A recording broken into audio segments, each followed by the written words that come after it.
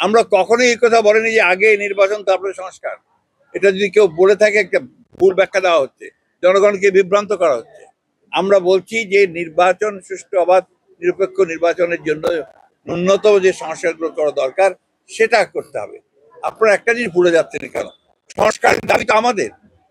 2016 সালে আমরা ভিশন 2030 প্রথম আমাদের ম্যাডাম দিয়েছেন, সেই ভিশন 2030তেই কিন্তু আমরা আমাদের রাষ্ট্র ব্যবস্থার যে পরিবর্তনগুলো করা দরকার সেই কথাগুলো আমরা তখনই বলেছি।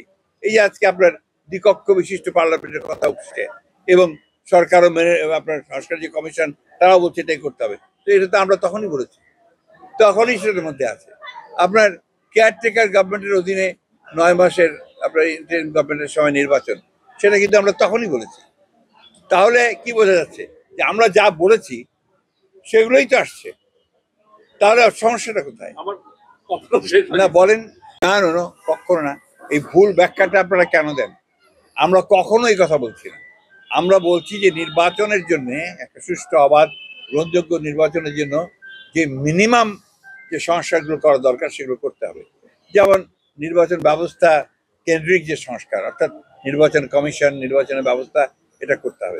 2 নম্বরে ল অর্ডার সিচুয়েশন, আইন শৃঙ্খলার ব্যবস্থা, এটাকে করতে হবে। 3 নম্বর যে জুডিশিয়াল রিফর্ম, এটা অবশ্যই করতে হবে। এই 3টা একেবারে মাস্ট। সরকার 6টা রিফর্ম কমিশন করেছে, 6টা রিফর্মের মধ্যে সবচেয়ে বেসিক ইম্পর্টেন্ট রিফর্ম হচ্ছে এই 3টা। এই 3টা তো আমরা করতে বলেছি, এবং ইতিমধ্যে আপনারা নিশ্চয়ই জানেন যে সরকারের প্রত্যেকটা নির্বাচন রিফর্ম আপনার কমিশনের প্রস্তাব, অর্থাৎ আপনার এই যে সংস্কারের প্রস্তাবগুলোর বিষয়ে আমরা কিন্তু প্রত্যেকটা ক্লজ বাই ক্লজ তাদের জবাব দিয়েছি এবং সেগুলো উত্তর দিয়েছি এবং তাদেরকে অনুরোধ করেছি যে এই বিষয়ে আমরা কথা বলতে চাই, সেই বিষয়ে তারা কথা। সরকার সিদ্ধান্ত নিয়েছে যে তারা এই বিষয়গুলো নিয়ে রাজনৈতিক দলগুলোর সঙ্গে কথা বলবে। সেই কথা বললে তখন সেটা হবে। কিন্তু আমরা যে জিনিসটার উপর জোর দিচ্ছি, যে জিনিসটা বুঝতে অনেকেই অক্ষম হচ্ছে, যেমন আপনি অক্ষম হয়েছেন, ঘোষণা বাস্তবায়ন হবে যদি হয় সব দলের, সেই দলগুলো হবে, আর যেগুলো হবে বাকি থাকবে সেগুলো পরবর্তী সরকার করবে। এটা তো সরকারেরই কথা, ইউনূস সাহেবেরই কথা। না না না, সংঘাতের প্রশ্নই নাই। এটা হচ্ছে আপনার গণতন্ত্রের বিউটি হচ্ছে আপনার যেটা ভিন্ন মত থাকবে। প্রত্যেকটা রাজনৈতিক দল যদি একই মত থাকে তাহলে একই হয়ে গেল। এখানে একটি জন মত থাকবে, ভিন্ন মত থাকবে, জনগণ বেছে নেবে যে কোনটা তাদের জন্য উপযুক্ত। এখানেই তো নির্বাচন কেন? আমি আমার ম্যানিফেস্টো নিয়ে জনগণের কাছে যাব, আমি আমার আপনার যে কাজগুলো করতে চাই সেই কাজগুলো নিয়ে আমার বিভিন্ন পলিসি নিয়ে আমি জনগণের কাছে, দিস ইজ মাই পলিসি, আপনারা আমাকে ভোট দিন। অন্যান্য দলগুলো তাদের পলিসি নিয়ে যাবে, যেখানে জনগণ যাদেরকে ভোট দিবে তারাই সরকার গঠন করবে, তারাই পার্লামেন্ট গঠন করবে।